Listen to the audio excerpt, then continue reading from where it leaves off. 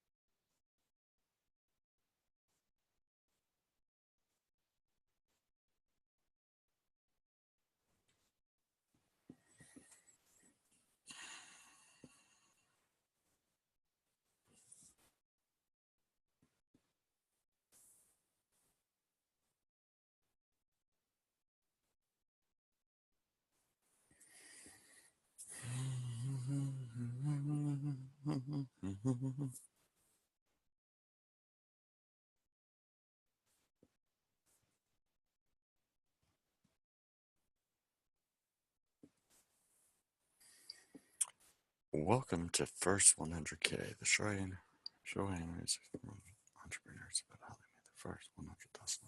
Taking deep to find the tools, tactics, and players that you can use to go from A to 100K. I'm your host, your coach, your friend, Joseph Warren. I'm also the owner of two co-working spaces in Tampa, Florida, where I have the privilege of helping entrepreneurs to make their first 100K.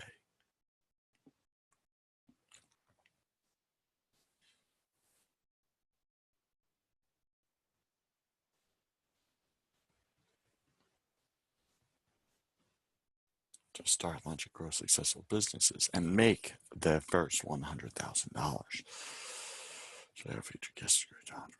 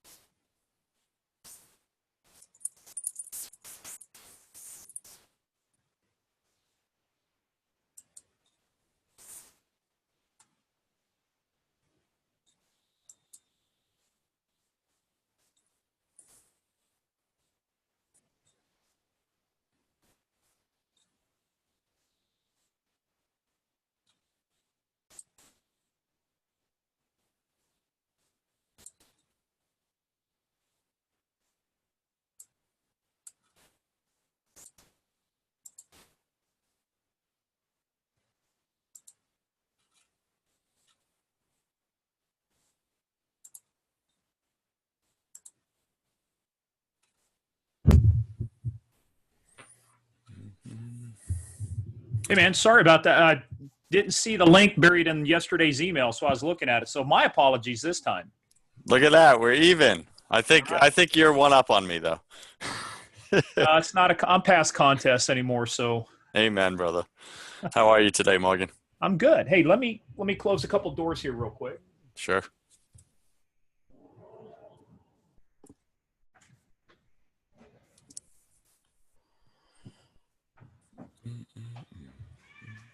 Yeah, I'll have to move you on. Is this just audio, or do you also do the video?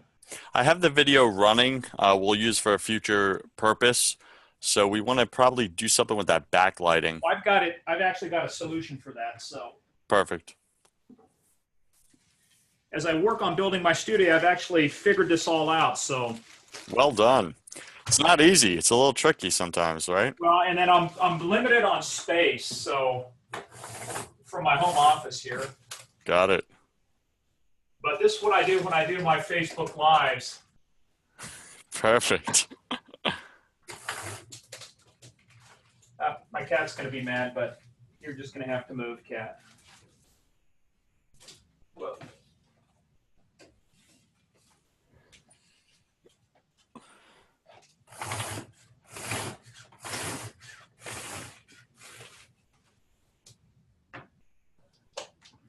Hey, look out, kitty bear.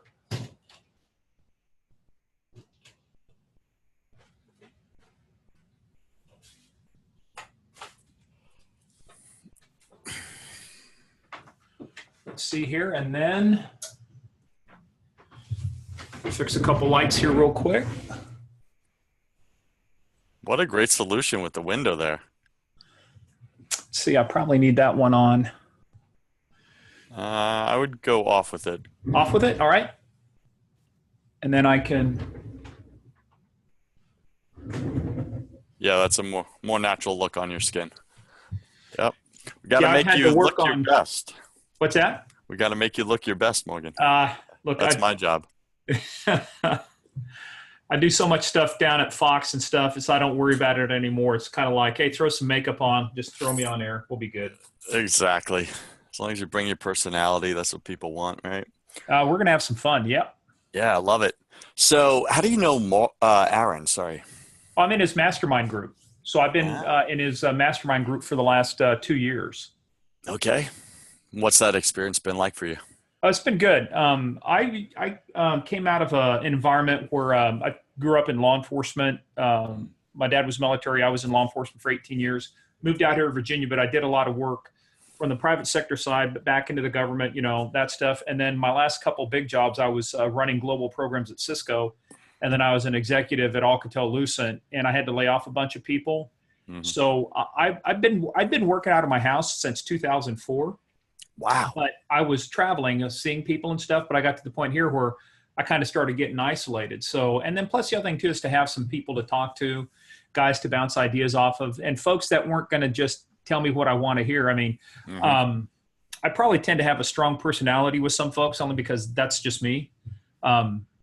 And so there are some people I used to work around with that were afraid to say anything. It's not because they're afraid of me, but no, I look for people to challenge me, push back, call me out on stuff, so it keeps you honest. And that's one of the best things I think it's that accountability. Yeah, I resonate with that big time. I occur as a alpha personality, and that intimidates a lot of folks just from expressing themselves. So you don't always get that raw objectivity that we need, right?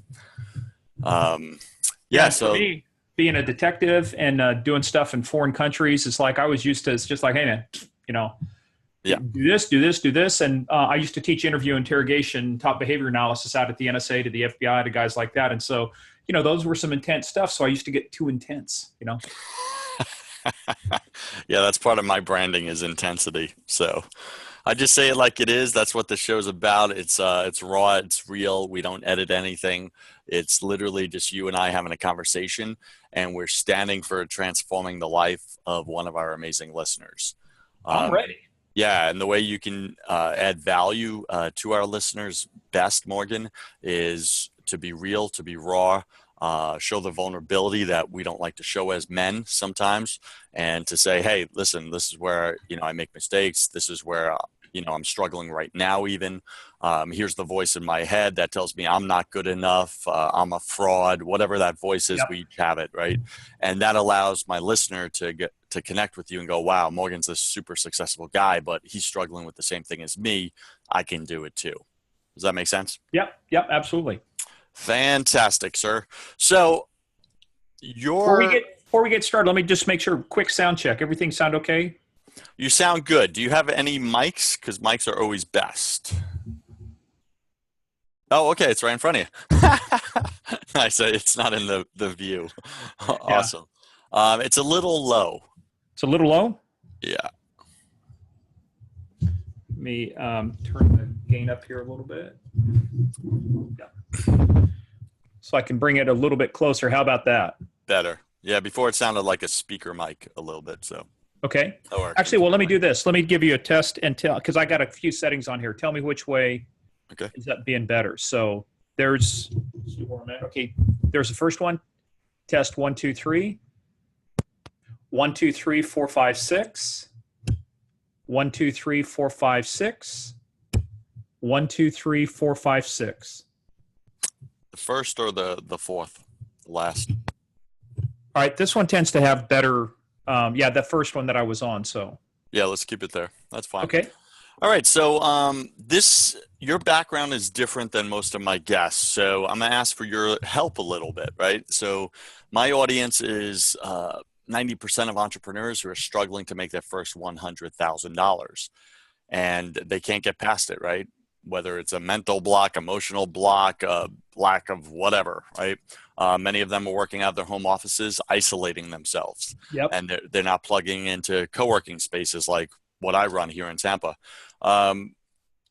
How do you think we can connect your background in a powerful way? Because you're dealing with cybersecurity, strategy, all that at a high level government level, right? So how, in your opinion, do we connect that to the small business Well, look, struggling to make that? January 30th, 2012, I was thrown out of the corporate world and I had to figure out my way. So it's like, I had to figure it out. I mean, I'd already been doing entrepreneurial stuff, but I had to become an entrepreneur January 30th, 2012, because I had nothing to fall back on. And I'd kind of reached the point where I was unemployable. I was tired of working for corporations. They suck the life out of you. They're soulless. A lot of good people work there, but the way they grind through people. So yeah, for me, it was very much, it's how do you go from when you're used to having that support system and now you got to figure it out. This is the equivalent of jumping out of an airplane and hoping the parachute strapped to your back with no clear destination in mind. And you just got to have that resolve that says, whatever, I'll land, I'll fight my way to the top. Very cool. So just to clarify, you run your own business as a consultant now for these top agencies? Yeah, I don't use the word consultant, and that's actually a very deliberate thing because I don't want to make it seem like I'm trading time for money. I do the Picasso approach, where Picasso was sitting on the banks of the Seine River one time. A lady comes up and says, "Hey, would you paint my picture?" He goes, "Sure." Paints her picture, gives it to her. He says, "That's $10,000 or 10,000 francs." And she goes, 10,000 francs? That only took you 10 minutes. He says, "No, that took me a lifetime." That's right. So that's my value. What I do is I work at from a strategy standpoint. But I'll tell you what I focus on. Not so much is not the technology, the cybersecurity. I've focused a lot more on helping people create categories, take their solutions to market, because a lot of these folks don't understand how to build things. One of the strengths that I've been able to develop over time that I do a lot of, obviously, it's communication. How do you take complex things, translate them into simple things, and then take it to market? At the end of the day, it's 10% product, 90% sales and marketing. And if you don't know how to communicate and how to message, you can't sell yourself, much less the product. So that's a lot what I focus on with these companies. That's awesome. All right. So thank you. You just built a bridge for me there. So I'm going to do the regular introduction. We'll talk about cybersecurity and stuff like that. And then I'm going to leave it to you to segue it and build that bridge and be like, hey, this is really where I focus my energy. Here's how it connects to you, the listener. Okay. Is that fair? Awesome. Let's get out some housekeeping. So Morgan, to clarify, you grant me, Joseph Warren, unlimited worldwide distribution rights to this recording, correct? What does that mean? No, of course. Awesome. Got it. Being a guy on all the television shows, I'm sure you've had that before. So that discussion, yeah. Yeah, absolutely. All right, here we go. 3, 2, 1. Welcome to First 100K, the show where I interview successful entrepreneurs about how they made their first $100,000, digging deep to find the tools, tactics, and superpowers that you can use to go from A to 100K. I'm your host, your coach, your friend, Joseph Warren. I'm also the owner of 2 co-working spaces here in Tampa, Florida, where I have the privilege of helping hundreds of entrepreneurs to make their first $100,000. Today, our featured guest is courageous entrepreneur Morgan Wright. Now, Morgan Wright comes to us with this amazing background, different from pretty much all my guests so far. So Morgan is a former state trooper and detective. He now is an internationally recognized expert on cybersecurity strategy, cyber terrorism, identity theft, and privacy. And I'm just going to hit one or two highlights here. Morgan's landmark testimony before Congress on healthcare.gov changed how the government collected personal identifiable information. So that's changed everything, the entire platform of cybersecurity. This is the man on the show right here, right now. Now, even though his background, cybersecurity, state trooper, detective, Morgan's going to talk to us. He's going to change the speed a little bit and talk to us. How does that all apply to you as the small business owner struggling to make your first $100,000? And it really is going to come down to, well, I'm going to hold it for Morgan. Morgan, welcome to the show. Go ahead and fill in some of the gaps in that intro, would you? Thank you. Thank you. Hey, by the way, I do have a connection to Tampa. 2012, I was the senior law enforcement advisor for the Republican National Convention. So I spent a lot of time between Tampa and St. Pete, going for 6 months, going down there. I went down to CENTCOM for briefings, worked with the FBI, CIA, all that good stuff, getting ready for I didn't realize how much stuff was in prep. So that was actually good for me. So, hey, no, first of all, thank you for being on. We got connected through Aaron Walker. And this is one of the reasons, this is why stuff like this is so important, because it's about relationships. It's about connections. And look, I had no choice. January 30th, 2012, we got through. I was an executive at Alcatel-Lucent, a big technology company. I'd just come from Cisco, where I'd spent 7 years running global programs. I was used to having the corporate resources, the big team, the company credit card, all the support systems I needed. And then we laid off 347 people. And then it was like, time to jump into the water, pal. I mean, what do you do?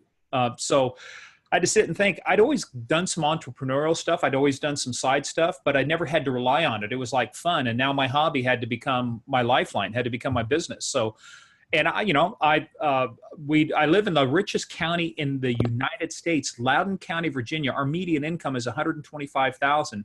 So making $100K wasn't like, oh, that's everybody out here makes $100K, but now you have to do it for yourself.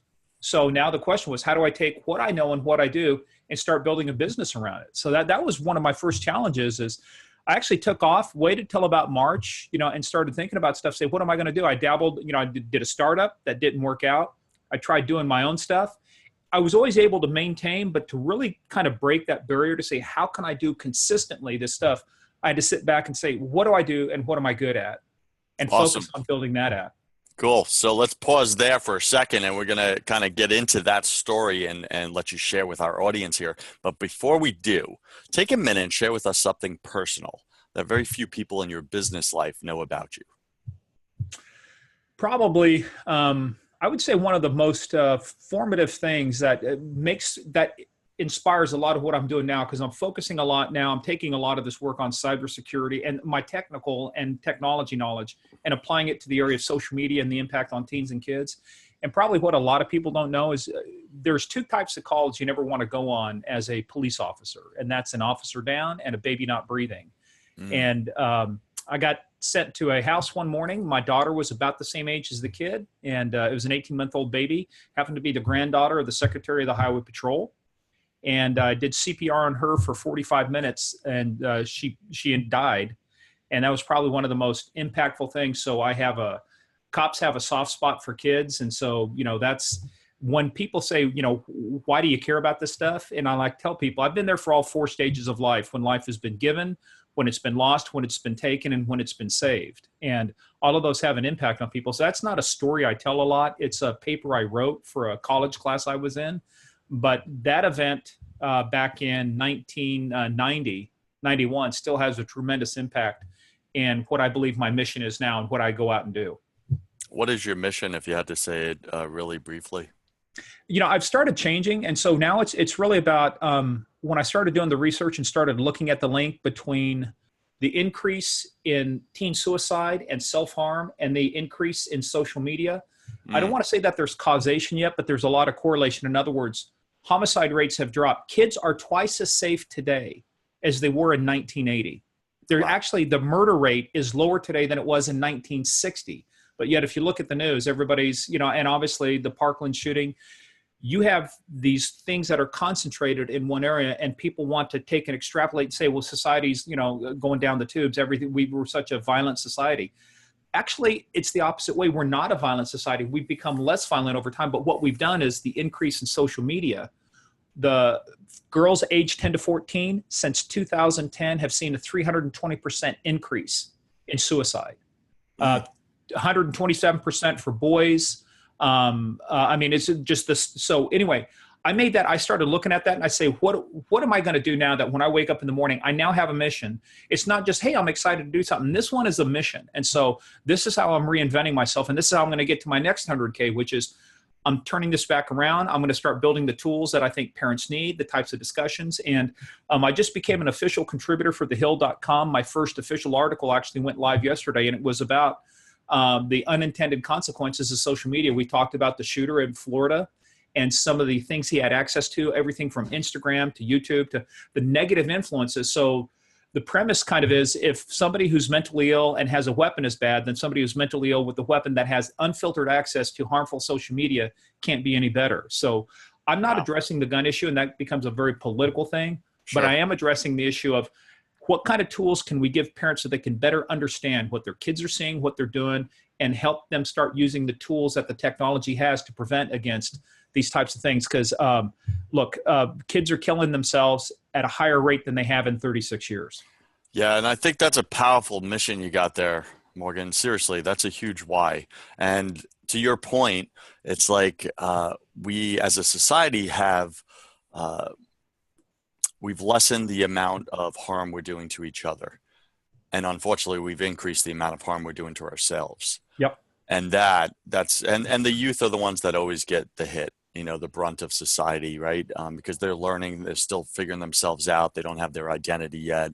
So they normally get the brunt of it. Well, right. Joseph, real quick, sure. Let me make a final point here. And it's when I say it's interesting, only from a research standpoint, when you look at the homicide rate for kids 1 to 4 and 5 to 9, which is how the Centers for Disease Control breaks it down, over the past 30 years, it's been very consistent. Even though as our population go up, the murder rate, the rate per 100,000 has kind of stayed the same.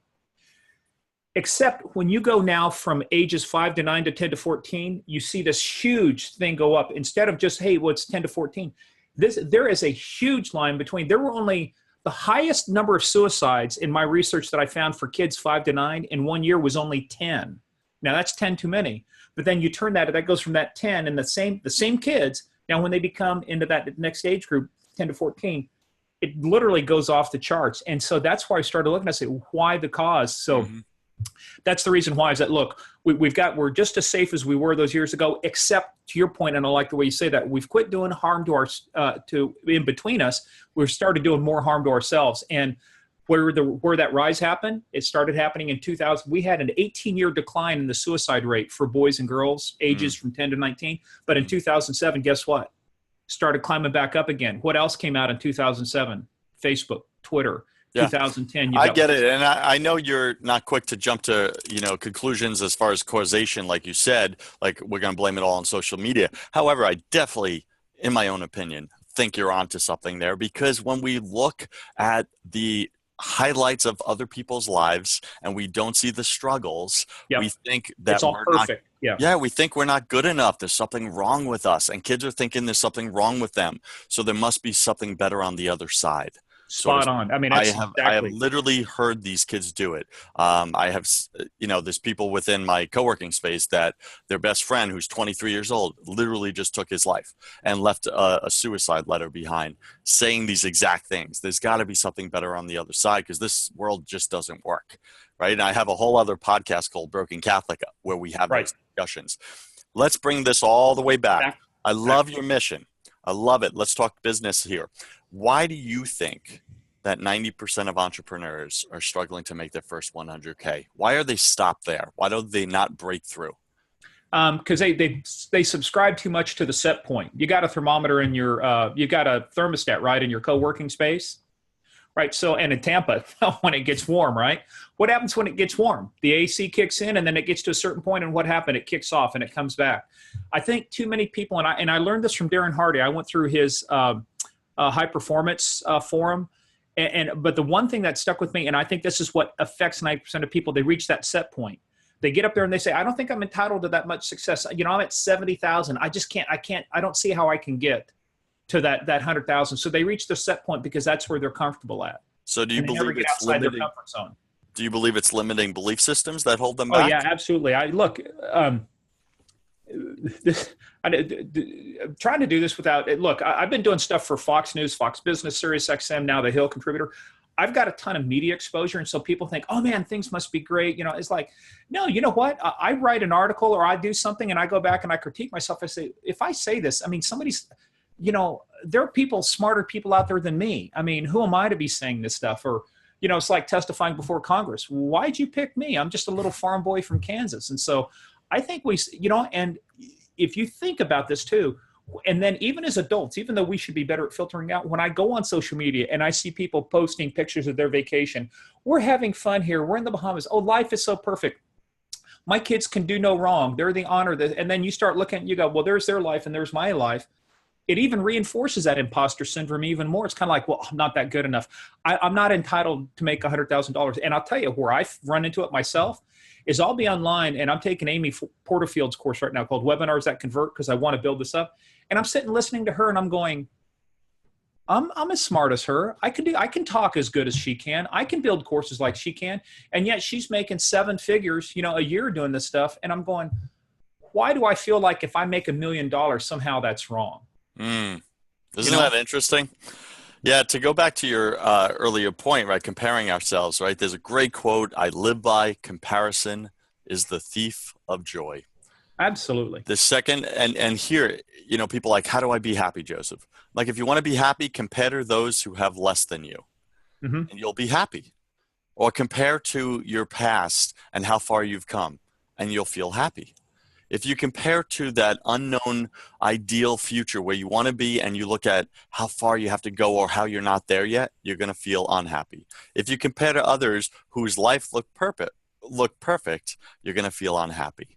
So yep. I think happiness is completely tied into that comparison.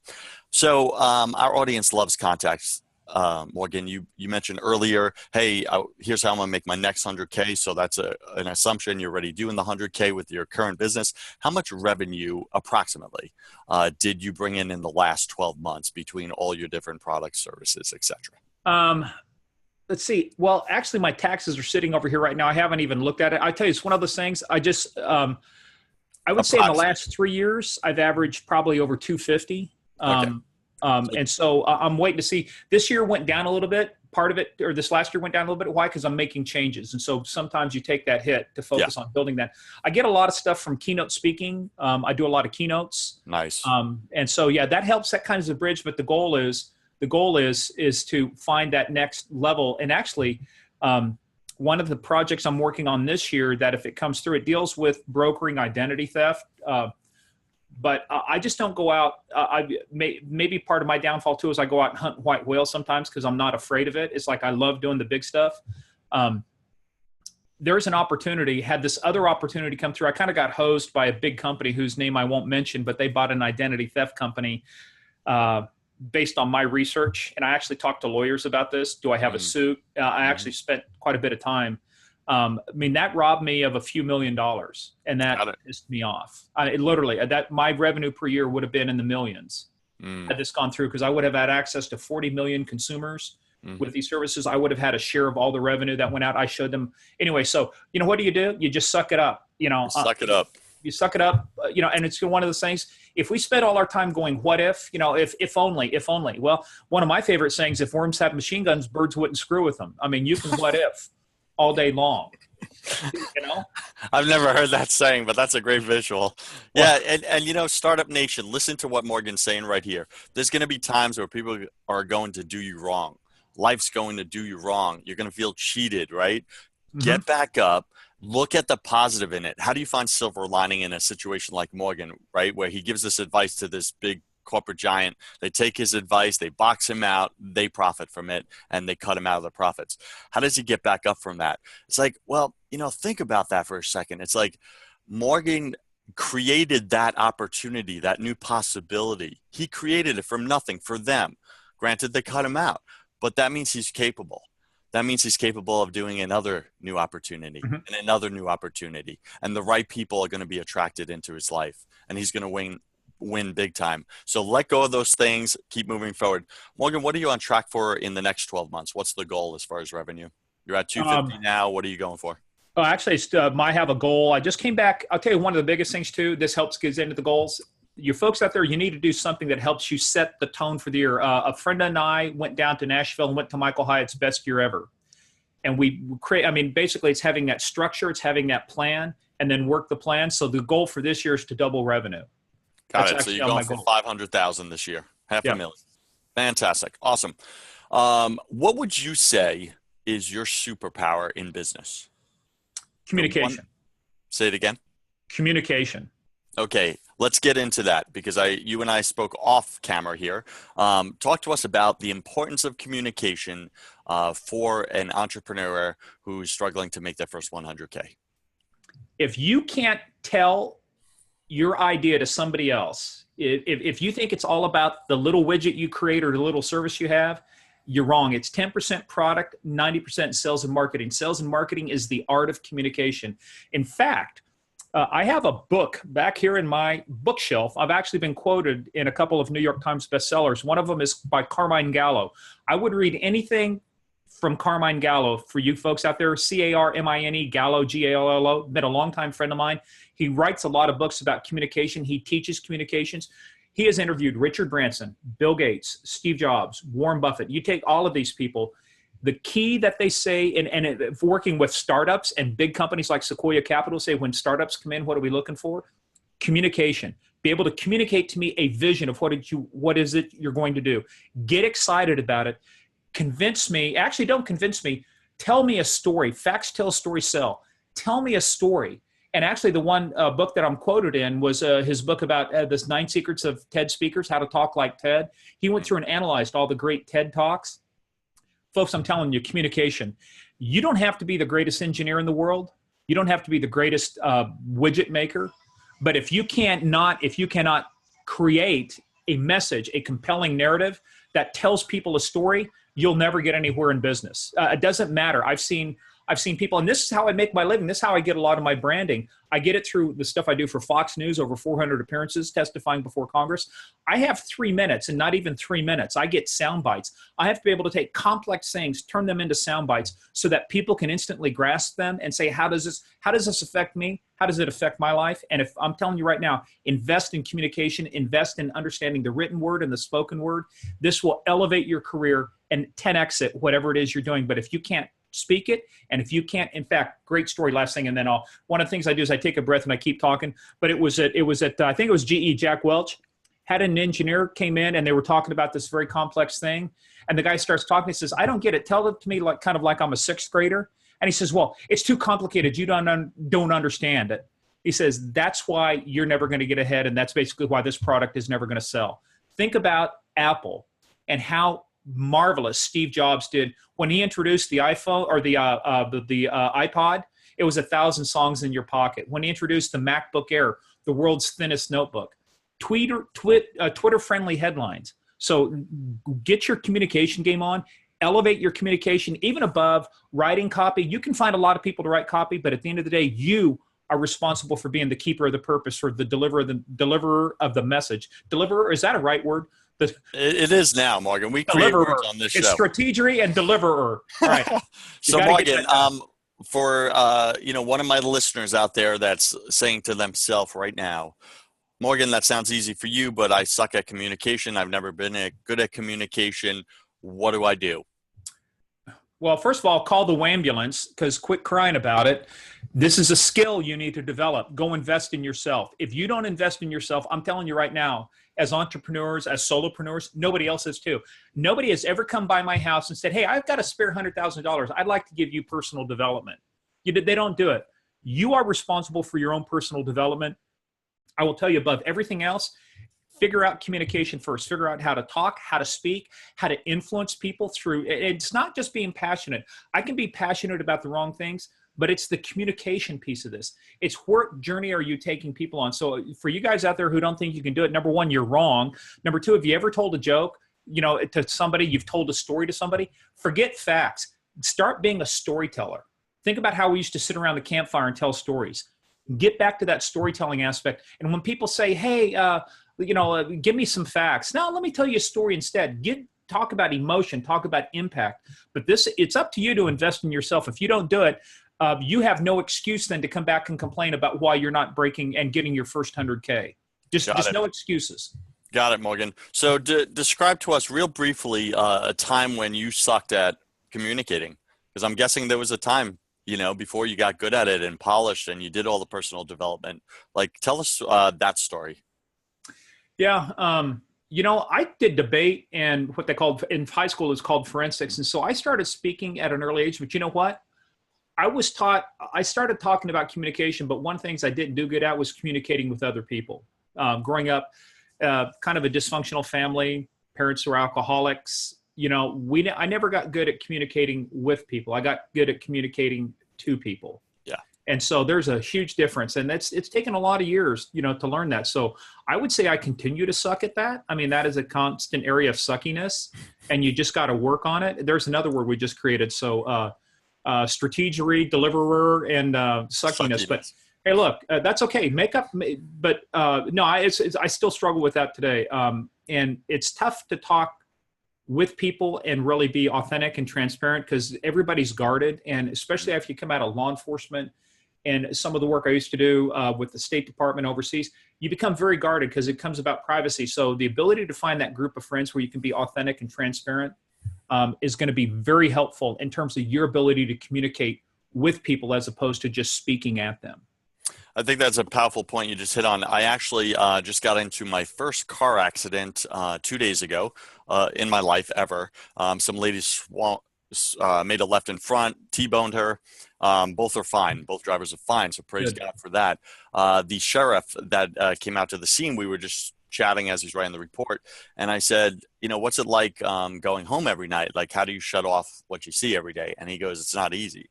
He's like, I want to think the best of people, but when you're lied to all day long, you naturally think the worst. I was like, so you're naturally like skeptical and cynical, would you say? And he was like, yeah, absolutely. And I think in business, Morgan, we can become skeptical and cynical to the point that it stifles us. It paralyzes us from creating new possibilities with others, from partnering with others, doing joint ventures, because we're looking out for how are they going to do me wrong? How are they going to screw me over? What's their angle? What's their agenda? What's their motive behind it? It can't be. You're describing me as a cop, man. Somebody come up and they want to be nice to you. Hey, what's your angle? What are you after? Huh? Yeah, but I think we do it as entrepreneurs too. So Startup Nation, listen to what Morgan's saying right now. Listen to what I'm saying. It's like, you got to let go of that. That's part of your past. Create a new you. Create someone who's trusting, right? And that doesn't mean lose your common sense, right? You've had the experience, but like, take people at their word, ask around about that person, what's their character like, and if they're trustworthy, move forward in new opportunities, create these new possibilities, because I think it's in those partnerships that we win. Morgan, describe to us your biggest fail, mistake, or setback, say your first year in business, if you recall that. You know what it was? It was just arrogance. I thought, hey, I've been at Cisco. I've done this. I'm just going to go out and business is just going to walk through the door. I'm going to put myself out there. I'm on Fox. I'm on this. People know who I am. People are just going to roll over and give me money. And then I found out they didn't. I have to go work for this stuff. I mean, I got to go out and do something. I have to put myself out there. And so I started learning that. I think the biggest failure was, and I've actually talked with friends of mine who have left government going into the private sector to say there is a huge transition, when you go into the private sector. So I think part of that was just the arrogance of going, do you know who I am? Why aren't people just laying down checks on my desk? So I was shocked. I had to go out and work for this now. So what was the internal dialogue going on in your head at that moment? Like, what were the voices that you were hearing? because Well, like for a reality while it wasn't was, showing up the way you thought. yeah, for a while it says, guess what? This is some of your fears are realized. It's like imposter syndrome magnified. It's like I'm getting paid what I'm worth now, which is nothing. Mm. Nobody wants me. And I realized I was doing a bad job of marketing myself. I was doing a bad job of communicating, hey, here's how we can work together. And what I was really bad at doing initially was understanding what's the problem I can help you solve. In other words, I stayed working with some of the bigger companies because that's where a lot of my history was and where I was comfortable at. And so a lot of my initial clients were big companies like Cisco and Symantec. And I do some stuff. I'm a senior fellow at the Center for Digital Government. So I work routinely with the Verizons and the AT&Ts of the world and Thomson Reuters. So I realized is that, what I was doing is I was worried more about me, and I needed to start saying, how can I help you? As opposed to how can you help me? So how can I help you? And the ability to sit down, have that communication, start diving deeper. And I'll tell you one book, if folks want to read it out there, it comes from another buddy of mine, Christopher Lockhead. It's called Play Bigger. And this is about creating category design. But one of the things you have to fundamentally do is find the problem in the market nobody's thought about solving, or solve for a problem nobody thinks they can. And that's what I specialize in with a lot of my bigger clients. I have a very large client right now called Crown Castle. They're a real estate investment trust. These folks, this is very unknown to them about how to go to market and how to do these things. And so, but I spent most of my time is spent talking about them, not about me. The danger initially was, hey, listen to me. I'm great. I'm such an expert. I do this. And you know what I found out at the end of the day? Nobody cared. Isn't that the truth? Startup Nation, listen to the wisdom bomb that Morgan just dropped on you right there. Boom. Morgan, how many hours per week would you say you were putting into your business the first year? By the way, this is my mascot. This one when I do my Facebook Lives, you'll see Jack Bauer. Remember Jack Bauer from 24? Well, this is the other Bauer, Bower. This is Jack Morgan's Bauer. police dog if you're not on video right now. So describe to us how many hours were you putting in per week into your communication, into rebranding yourself, and really getting into how can I help other people solve their problems? Yeah, one of the lessons I learned is for me, I have too much ADD going on. I chase squirrels a lot. If there's a shiny object, I'll be in China tomorrow morning trying to chase it down. So I've had to get to structure. And part of that structure is I needed to dedicate a certain amount of time to my working time. So I actually have it. It's right here on my planner. Some of you folks that are on audio can't see this. You folks on video, there it is right there. In there is an entire regimen for what my startup routine is every morning. In fact, I've got it right there. I go through that every morning, what my startup routine is, what my work startup routine, shutdown routine at night, and then shutdown routine in the evening. And I'll tell you, I find that I'm not working more hours. You know what I'm doing? I'm doing a better job of working the hours that I've blocked to make available, and becoming more productive. Because the thing is, I learned this lesson a long time ago too. If you burn the candle at both ends, you burn out twice as fast.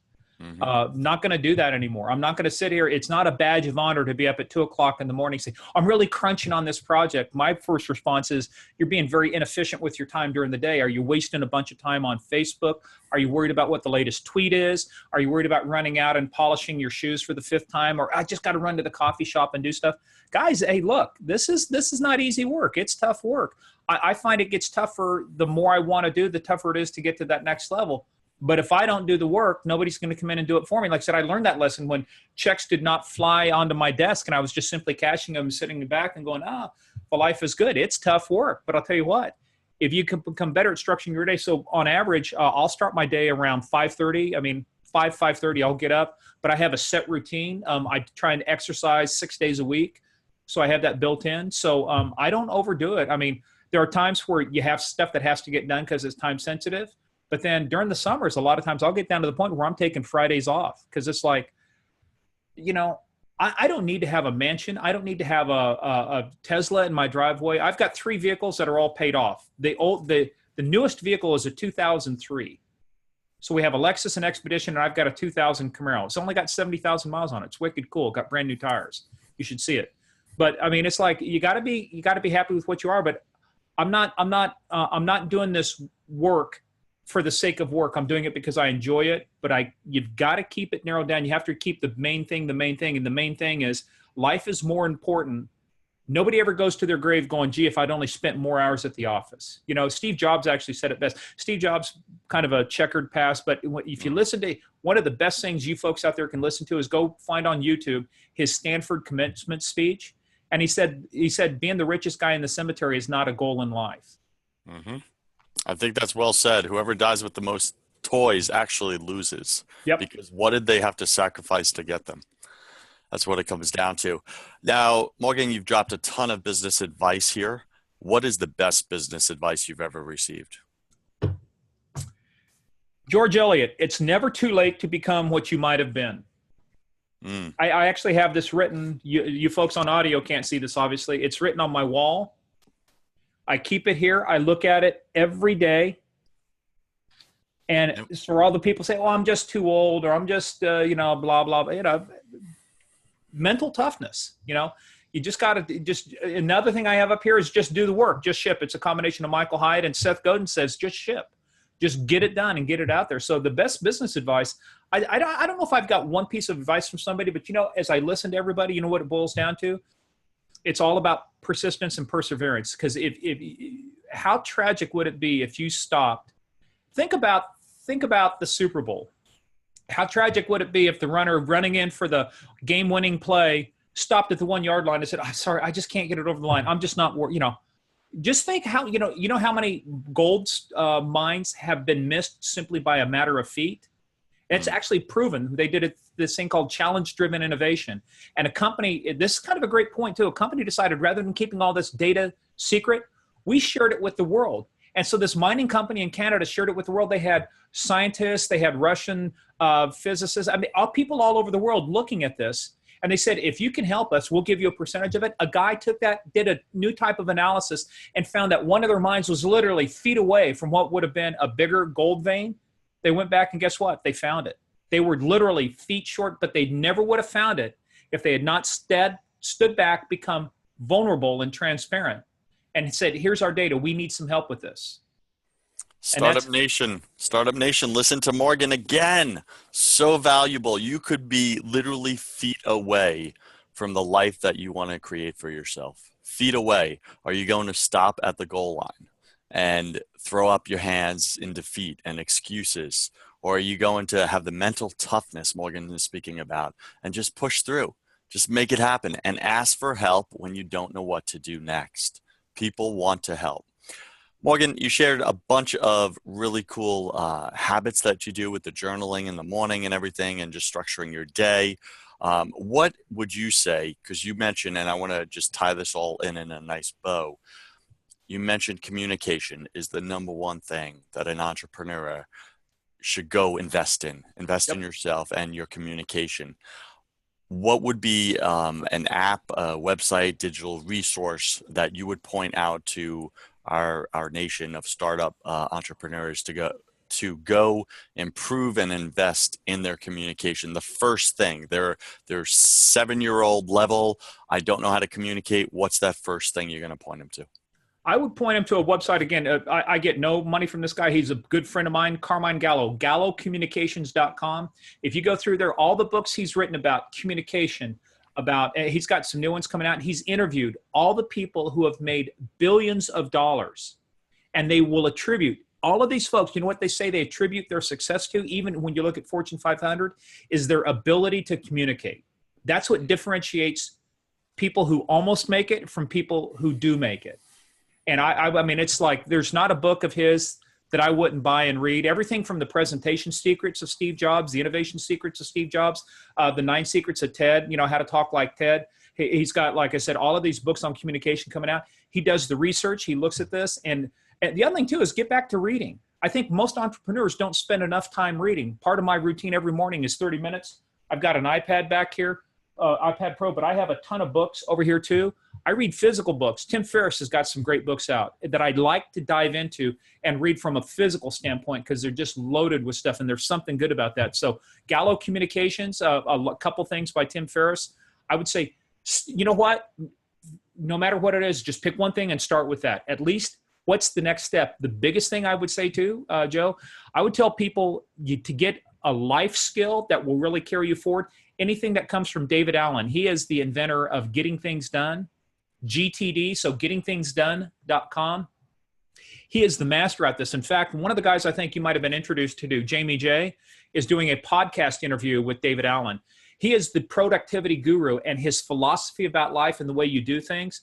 It's two important things I would say: gallocommunications.com and gettingthingsdone.com.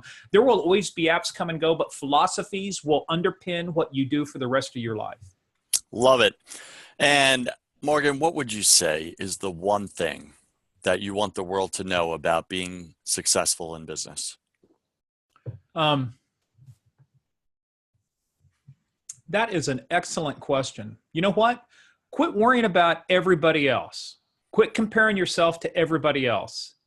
Look at do what you can, where you are with what you have. I mean, there are so many great sayings from Winston Churchill to even Jim Rohn, to Zig Ziglar. There's a reason these people have all been great, because they were masters at communication. And I'll tell you, think about Winston Churchill. How much different World War II would have been, and the Allies and history, if Winston Churchill had been a poor communicator. So, you just got to believe in yourself. Quit worrying about everybody else. Comparing yourself to other people is a flawed strategy, because guess what? When you go talk to them, and if you were to dive inside their covers, guess what? They're just as scared as everybody else. Amen to that. Yep. So Startup Nation, if you're joining us, we're speaking with Morgan Wright. He's an author, analyst, speaker, strategist. This guy is awesome. I love this interview. This is a fantastic interview. If you'd like to find out more about Morgan, go to morganwright.us. That's Morgan, WRIGHT.US. Morgan, we're headed into my favorite part, the hustle round. This is where I'm going to ask you 12 quick fire questions. You'll have about 3 seconds to answer each. Do not overthink it. Just say the first thing that comes to you. Are you ready, sir? Ready. Here we go. Morgan, what's your favorite sound? Banjo. What's your least favorite sound? Nails on a chalkboard. When you were a child, what did you want to be when you grew up? A cop. What are you most afraid of? Failure. What did you spend way too much time doing your first year in business? Believing my own legend. What secret fear do you have about people? Sincerity. Mm-hmm. What do you wish you had learned sooner in your business? Get over your ego. What is a new habit that you want to form? Consistent workout. What is a bad habit you want to break? Poor dieting. Pick 3 words to describe who you are now.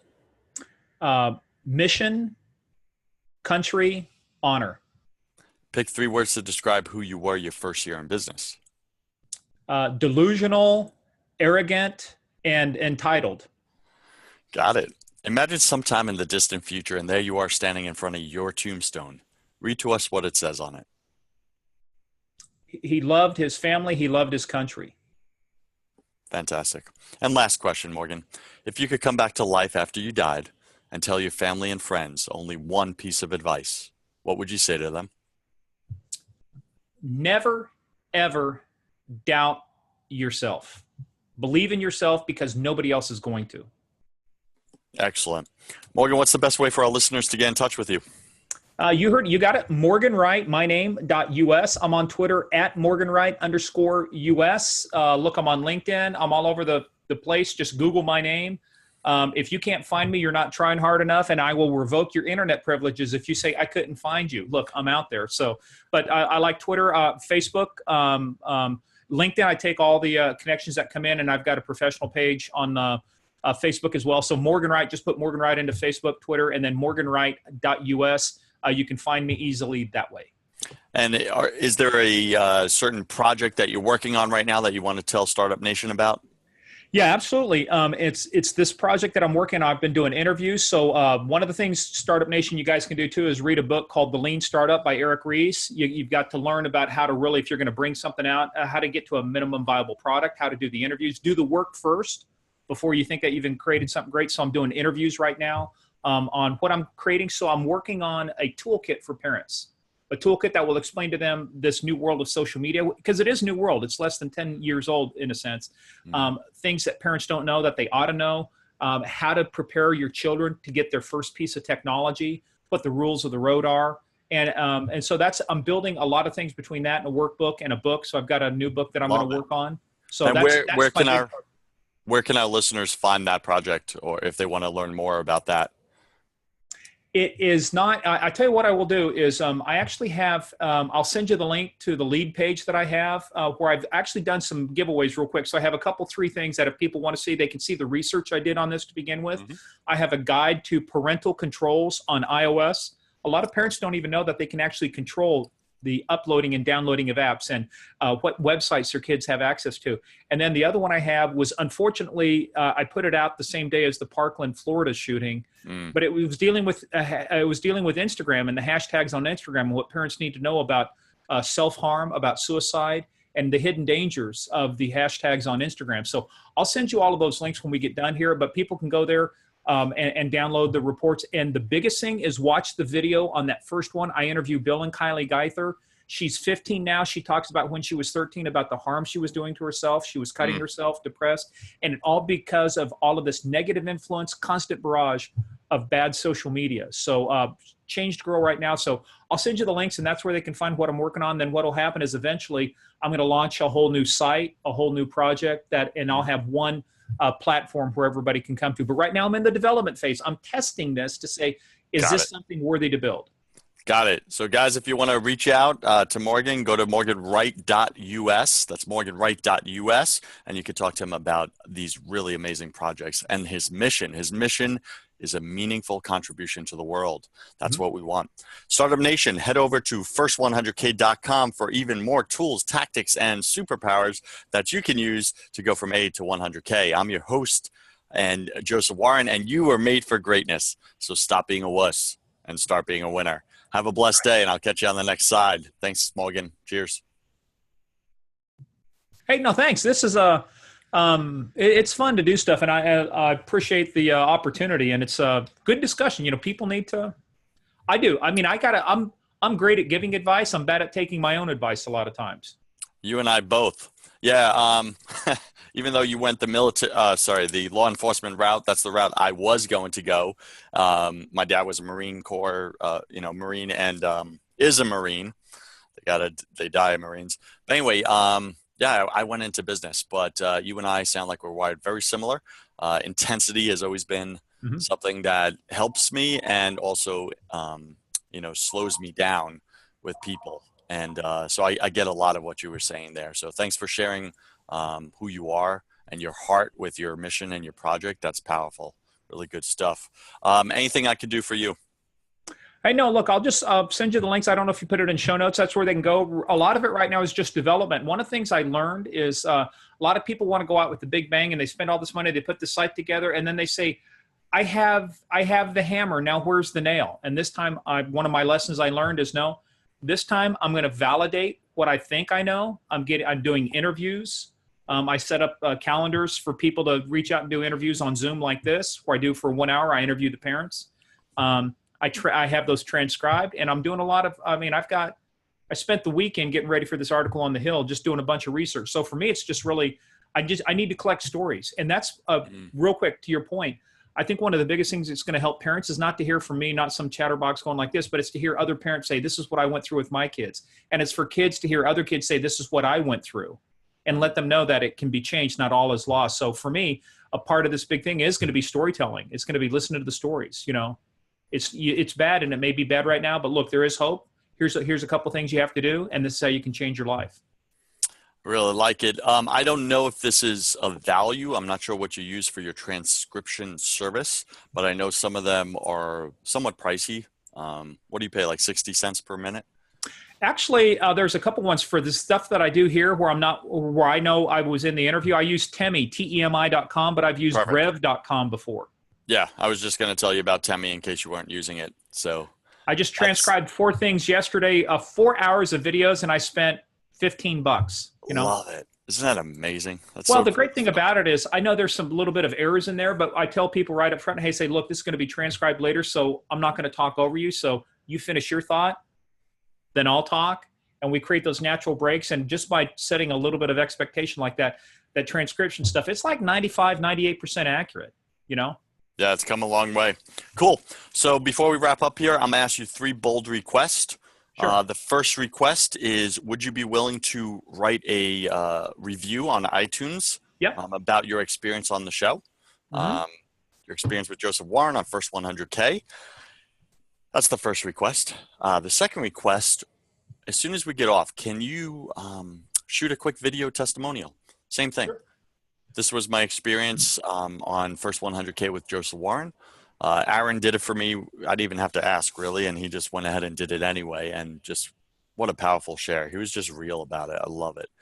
And then the third is, who in your circle of influencers, the same way that Aaron introduced you to me, Hmm. who in your circle of influencers, or even those at a different level, right? Maybe that you follow, but you have a connection with, do you think would be a good guest on this show?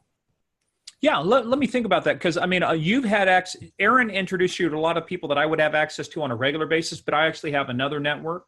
So Exactly. let me think about that. Yeah, because there's some neat people here in. I'm thinking of one guy right now that might be very good. Yeah, I'm thinking of a couple guys that would be very good. But let me reach out to them. It shouldn't be a problem though. Yeah, perfect. So the easiest way to do it is the way Aaron did it. Just copy everybody in, like 4 or 5 of your connections in on one email. Just do an introduction, and I take it from there, and it works You out know what I pretty awesome. normally do is Sure. I call them first and I sell them on it. Communication. Okay. I sell them first on the, hey, look, I was just on this. This is something I think you got to do. And when they go, yeah, that's great. Then for me, the email becomes very easy, because then I Yeah. go, Joe meet Jeff, Jeff meet Joe. You guys know why you're talking. Boom, go from there. Yeah. Because that's the whole thing is, then I know by the time I put them in touch with you on the email, It's a they're, yes. it's a yes. I mean, and you don't have to negotiate. It's like, okay, let's, because, you know, the other thing too is there was a lot of back and forth even on the email. And I'm one of those things. It's like, You're efficient and effective like me. dude, it's just like, get on the phone. Hey, there's a novel new way of communication. It's called, hey, talk to me. Go, hey, I want you to do this. Okay, great. I'm going to put you in touch. And then the email is like literally one sentence that says, hey, we've already talked. Here you go. See you Yeah, later. here's the length schedule. Yeah. Yeah, I agree. Awesome. And by the way, I go by Joseph. Oh, So Joseph. Okay. yeah, I appreciate that. And thank you for saying that on the show. That was pretty awesome. Anything else I could do for you while you got me here? No, you know, I'll tell you, I'll send you that link. But if you know some parents, the thing I'd love to do is interview some people who've had struggles and challenges with their kids that have either, you know, they've struggled with how to manage their technology and their social media. Mm, I have a Calendly invite. I have a few more openings. I'm going to extend it out. So, yeah, if you just know some folks that, and this is not something that needs to be broad, but if you know a few folks that, hey, would you guys mind doing an interview with me? It's confidential. I don't share the information. It's for the research. That's really what I need right now is I need parents who've really struggled or been through this stuff. got it. Now it's only for the focus of the suicide stuff. It's not like, pornography and all these other things, No, right? it's everything kind of influence that kids. So what it is what I'm Okay. looking at is I'm talking to parents about the technology kids have and their access to social media. That includes anything on the internet, from YouTube to Facebook to Snap to Instagram. And Got so it. what I'm looking at is, what are kids being exposed to? What are parents worried about? Because Mm, the thing I'm finding is a lot of parents say they're worried about stuff. And then when you say, well, do you know how to do the parental controls on iOS? Oh, no. They say, well, we just monitor what goes on. I said, wouldn't you rather have peace of mind knowing that the car can't go over 55 as opposed to telling your kid, don't drive over 55? You yeah. know, I mean, we have Like to. literally, we went through this with my niece, and she's raised in a homeschool family, very Christian, very Catholic, and she was sheltered her whole life, and then she asked to do her final high school year in public school, and her parents unwittingly said yes, and I was like, not a good idea. She's not ready for that kind of Yeah. exposure. And sure enough, she's a very pretty girl. So all the boys started coming at her with the most crude, nasty, raunchy, right, messaging back and forth, pictures, all of it. And she couldn't handle it. And but she ended up creating separate Facebook accounts, separate Twitter accounts that her parents didn't know about, and was messaging all through these separate accounts, private accounts. And that's where they just lost control. Mhm. And before they knew it, she was making mistakes left and right, mistakes that she could have paid for Well, and dearly. there's a book out, part of my research. It's called iGen, but it's written by this PhD in San Diego. But she does a lot of this research, and she came up with it. What you're talking about is exactly what's happened. 18-year-olds are more like 14-year-olds now. If you look at the age now where kids are getting their driver's license, I don't know about you, probably the same as me, but it's like, I couldn't wait to get my driver's license. Give me my driver's license. I want that freedom. You got kids now that are going to college that have no interest in getting a driver's license because their parents are taking them. They, like you said, and part of this, I think the challenge is preparing these kids for what the real world's going to be like, Yeah, it's very interesting. Cool. Got to run. Thanks for the chat, Morgan. Fantastic. I will get this out to you as soon as I can. There's somewhat of a delay because I got a whole bunch batched in the pipeline no worries, here. no worries. Yeah, but when I get it out to you, share it with your network. I think the content you contributed, very powerful for your people, and you're only going to become more of a hero in your network's mind by sharing that content. So, hey, for the video, do you want me to just do like a Zoom and send you the link so you can download it? yes, that's actually perfect. Whatever's easier for you. Well, You I can can do it in record it like on the Dropbox. screen and stuff. Yeah, I'll send it. I'll send you the link out of Dropbox. Yeah. Yeah, perfect. That's how Aaron did it. It's the easiest way. Cool. All right, Thanks so much. God bless. thanks, And Joseph. Thanks for the opportunity, pal. you got it. Reach out to me for anything. Okay. All right, man. See you. All right. Cheers. Bye-bye.